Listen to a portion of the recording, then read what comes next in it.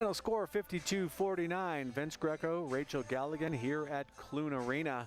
Rachel, the Falcons had a really good first couple of quarters, and they had their chances in the second half as well, but just let this one slip away, which seems to be the story of this season. Definitely frustrating down the stretch if you're Air Force. I mean, you're leading for 3/4 of this game and have the advantage, but you have to credit UNLV. It was a very challenging night. Air Force kept them 20 points below their average on the season, so this was not a win just based off offense alone. And take a look at some of these stats. Neither team shot the ball well. It was a struggle both ends of the floor for everyone to get baskets, but those rebounding numbers, we talked about that being extremely big. Air Force controlled the glass for half of the game.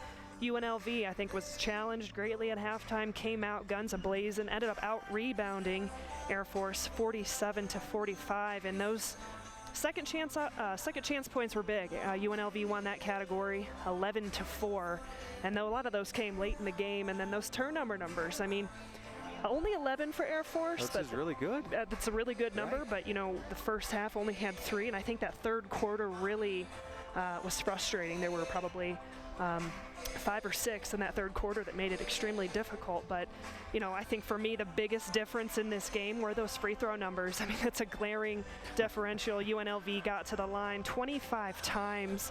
That was their bread and butter offensively, to go along with Young in the fourth quarter, who really turned it on. But Air Force just 3 for 5 from the free throw line. So I think UNLV did a really good job of forcing the Falcons to shoot contested jumpers, and that's the name of the game. And as you said, the Rebels led this one for just 3 minutes and 15 seconds, but more importantly, they led when the buzzer ended in that fourth quarter. But what a night for a couple of Air Force players. One, Sierra Winters, gets the start, comes in, and scores 15 points, a career high for her. And Riley Snyder, once she got hot, she has led this team in scoring. She had 17 points tonight. She was doing it outside, inside. Rebels, no quit tonight. That is Nia Johnson, who keeps her team close as she comes down the paint. She did it inside and outside as well.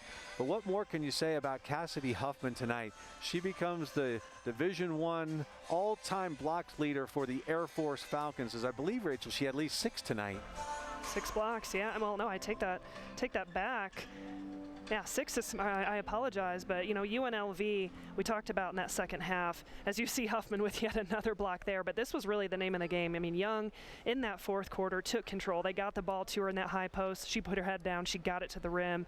She got herself to the free throw line. She was flexing on them. I mean, she finally was a breath of fresh air for UNLV, just seeing the ball go through the basket. As we see Snyder, this was a big bucket for Air Force, who had been in a major drought.